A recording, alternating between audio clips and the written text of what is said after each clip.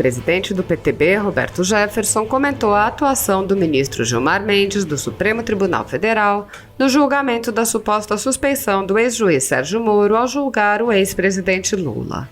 O político fez críticas aos ministros do Supremo, apontando a atuação política e não jurídica de alguns ministros. Jefferson disse: "Depois a gente critica o STF e querem nos prender. Mas vivemos tempos em que tem ministro que age como xerife, outro vira advogado de defesa de condenado, um terceiro age como preposto de partido político de esquerda e por aí vai. Uma vergonha mundial a Suprema Corte que temos. Se Carmen não mudar o voto e o resultado for 3-2 contra a suspeição, o advogado de Lula, Gilmar Mendes, vai entrar com recurso no STF. Até o Lewandowski está incrédulo com o Gilmar. Daqui a pouco, o Gilmar quebra o computador. Aquele almofadinha do Zanin jamais fez defesa tão apaixonada de Lula como essa de Gilmar. Nesse julgamento sobre suspeição, o que parece mais suspeito é todo esse ódio pela decisão contrária a Lula. A petralhada está enfurecida com Cássio Nunes. E quando alguém faz algo que deixa a petralhada enfurecida, minha vontade é de dar uma medalha de honra ao mérito a quem conseguiu o feito. Gilmar está perdendo a compostura. A sede de vingança é tanta que leva ele até a agredir os colegas. Que papelão! Eu pensei que o advogado do Lula era aquele almofadinha chamado Zanin. Gilmar virou o herói da petralhada. Gilmar colocando pressão em cima de Carmen Lúcia para que ela mude o voto a favor da suspeição de Moro. Por que tanto esforço para acabar com as condenações da Lava Jato? Derrubada a iniciativa de Lula pela suspeição de Moro, o próximo passo é anular a anulação de Fachin. Que volte a condenação de Lula e a perda dos direitos políticos. Não sou a favor do Moro, ele traiu nosso presidente, mas antes de tudo, qualquer coisa que deixe petista feliz eu torço contra. Suspeita é a pressa em querer julgar Moro e anular todas as condenações de Lula. Ainda mais sabendo que os escritórios de advocacia que defendem as dezenas de condenados por Moro aguardam ansiosos para entrarem com o mesmo pedido de anulação das sentenças de seus representados. Neste contexto, o político declarou: mal Cássio Nunes devolveu do pedido de vistas a ação que pede a suspeição de Moro e Gilmar correu para pautar o julgamento. A ansiedade de Gilmar é pública e ele não esconde o quanto quer deixar Lula livre e condenar Moro para que todos os condenados da Lava Jato sejam inocentados. Jefferson também apontou: Barroso negou liminar o PT para declarar inconstitucionalidade do voto contrário do Brasil na ONU sobre a necessidade do término do embargo econômico, comercial e financeiro imposto pelos Estados Unidos a Cuba. O PT tentou no tapetão mudar a orientação do governo sobre Cuba. Se ferrar. Os petistas que xingam o presidente têm verdadeiro amor por um dos maiores da história. O regime do ditador sanguinário Fidel Castro é responsável por pelo menos 8.190 mortes de pessoas e que foram desaparecidas pelo regime cubano. Quem ama é o quê? De acordo com o projeto Cuba Archive, o regime de Fidel Castro foi responsável por 3 vezes mais mortes que o regime instalado no Chile por Pinochet. Fidel foi um dos maiores das Américas, mas é idolatrado pelos petistas e comunistas. Quem ama é também. Antes do início do julgamento, Jefferson analisou as possibilidades e disse: o voto de Cássio Nunes será decisivo no processo de suspeição de Moro. Se ele votar com Gilmar Mendes e Lewandowski, Moro será considerado suspeito e não só Lula, mas todos os outros condenados pela Lava Jato poderão pedir a anulação de suas condenações. Vai ser o saidão do Gilmar. Roberto Jefferson comentou as iniciativas para revogar a Lei de Segurança Nacional e, mais recentemente, as investidas de esquerdistas contra essa lei.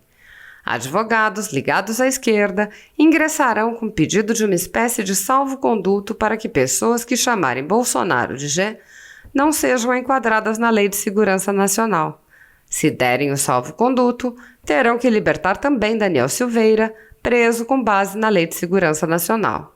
Na ordem de prisão que emitiu em fevereiro, Alexandre Moraes afirmou que a conduta de Daniel Silveira se enquadrava em artigos da Lei de Segurança Nacional. Assim que a lei for derrubada, como se especula, Daniel Silveira tem que ser libertado da prisão domiciliar de imediato. Ademais, ele se pronunciou a respeito de distorções da velha imprensa. Manchete de O Globo: Lula, informado de julgamento hoje, fica surpreso e satisfeito. Como é lindo o amor da nossa imprensa com Lula, o corrupto condenado. No ensejo, ele voltou a combater João Dória, governador de São Paulo, e criticou Alexandre de Moraes, ministro do STF. O estado de São Paulo bateu recorde e registrou 1.021 novas mortes por Covid-19 em um dia. Dória, o governador desse estado, disse que Bolsonaro é um psicopata. Ele, o maior responsável pelas medidas em sua região, não consegue controlar as mortes e o presidente é o psicopata? Bruno Galhaço reclamou que o Datafolha fez pesquisa sobre a decisão do STF que anulou as condenações de Lula.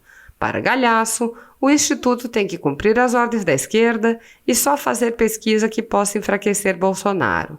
São os ditadores da narrativa em ação. Em artigo, José Roberto Guzzo fala sobre a injustificável decisão de Alexandre de Moraes de suspender o projeto de uma ferrovia essencial para os interesses do país a pedido do PSOL e com o apoio do Ministério Público Federal. Uma agressão contra o Brasil e os brasileiros, afirma Guzzo. O presidente do PTB também compartilhou uma publicação de Getúlio Batista. O prazo que a PGR deu aos governadores venceu na última sexta-feira, 19 de março. Tenho certeza que a governadora do Rio Grande do Norte, do PT, Fátima Bezerra, não prestou conta e também não construiu um só hospital de campanha, embora tenha recebido 18,5 bilhões do governo federal. Nessa tessitura, Roberto Jefferson voltou a pressionar Rodrigo Pacheco ao mencionar pedidos de impeachment de ministros do STF. Na Jovem Pan, Rodrigo Pacheco disse que pedidos de impeachment de ministros do STF não são prioridade no momento. Como não? Quase 3 milhões de assinaturas pelo impeachment de Moraes não significam nada? O presidente do Senado é mesmo um novo Batoré, só que alto e magro. O senador Rodrigo Pacheco deu uma entrevista para os Pingos nos Is, dizendo que o país não está em momento de análise de impeachment dos ministros do STF, que a questão da saúde está em primeiro lugar e o julgamento só atrapalharia as medidas mais urgentes. Em suma, é pólvora molhada. O caminho dos perversos é como a escuridão. Nem sabem eles em que tropeçam. Provérbios 4:19. A vida do perverso é tenebrosa e escura. Não há luz. Sua vida é ambígua, pode brilhar, mas seu brilho é artificial. Se alimenta da vaidade, do orgulho e do egoísmo.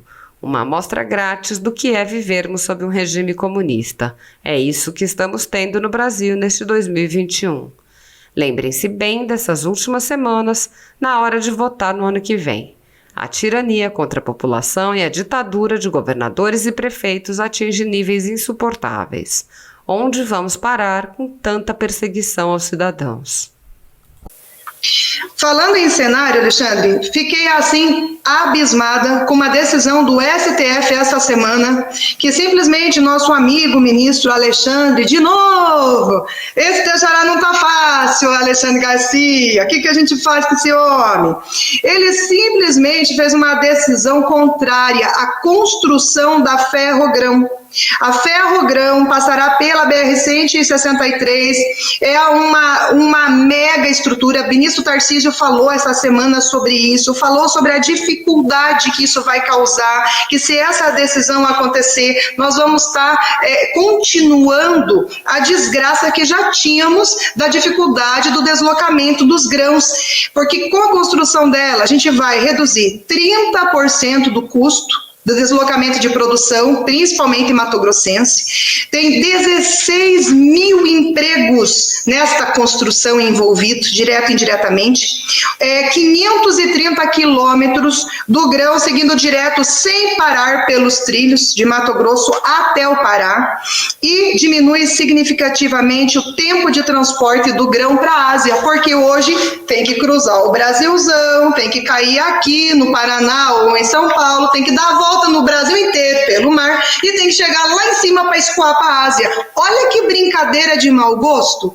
Em vez da gente fazer aqui a Ferrogrão, já sair lá em cima no Pará, já sair direto para a Ásia. Olha a economia, olha o tempo, olha a agilidade para o nosso produtor. E um ministro caneteia, só ele, assim, individual, e digo, eu mando na coisa, é de ficar indignado, né, Alexandre? Individual e sem ter um voto sequer. Agora imagina, né, impedindo o trabalho de um chefe de executivo que teve quase 58 milhões de votos. Não faz sentido. Eu pergunto, isso é democracia? Né?